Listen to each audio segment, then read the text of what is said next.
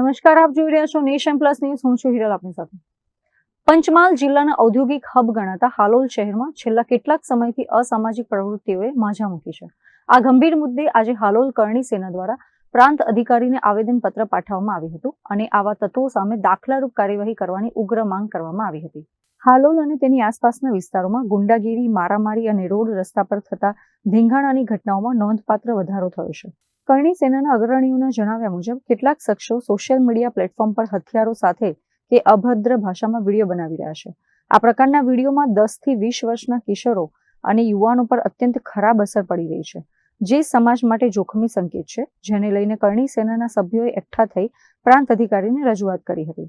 કરણી સેનાના સભ્યોએ પોતાની રજૂઆતમાં જણાવ્યું હતું કે જો પોલીસ અને વહીવટી તંત્ર દ્વારા આ અસામાજિક તત્વોને તાત્કાલિક જેલના સળિયા પાછળ ધકેલવામાં નહીં આવે તો આવનારી પેઢી ગુનાખોરીના રસ્તે ચડી જશે.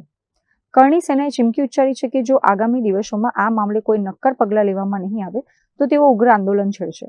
હવે જોવાનું એ રહેશે કે પ્રાંત અધિકારી અને પોલીસ વિભાગ આ ગુંડા તત્વો સામે કેવી લાલ આંખ કરે છે. આજરોજ કરણી સેનાના માધ્યમથી અમે પ્રાંત સાહેબને સંબોધીને આવેદનપત્ર આપ્યું છે કે અત્યારે જે સોશિયલ મીડિયાના માધ્યમથી અભદ્ર વાણી વિલાસ જે કરી રહ્યા છે અને સમાજને ગેરમાર્ગે લઈ જયા છે તેવા લોકોને વિરુદ્ધ અમે આજરોજ પ્રાંત સાહેબને આવેદનપત્ર આપ્યું છે.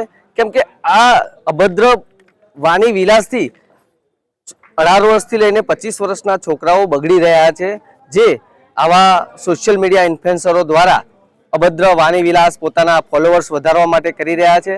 તેના કારણે આવનારું ભવિષ્ય બગડી રહ્યું છે. તો આમના ઉપર સખતમાં સખત કાર્યવાહી થાય તેવી અમારી માંગણી છે. જય માતાજી. આજ રોજ કરણી સેના દ્વારા હાલોલ તાલુકા ખાતે 6 વારે જે લુખ્ખા તત્વો અને અસામાજિક તત્વો બેફાન બન્યા છે અને પોલીસનો કોઈ એમને ડર રહ્યો નથી.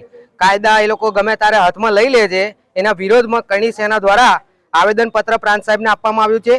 અને જે સોશિયલ મીડિયાની અંદર ફોલોવર્સ વધારવા માટે લોકો ધાર્મિક ને સામાજિક લાગણી દુભાય એવા સ્ટેટમેન્ટો જે આલે છે એના પર સખત કાર્યવાહી કરવામાં આવે એવી માંગણી છે અમારી.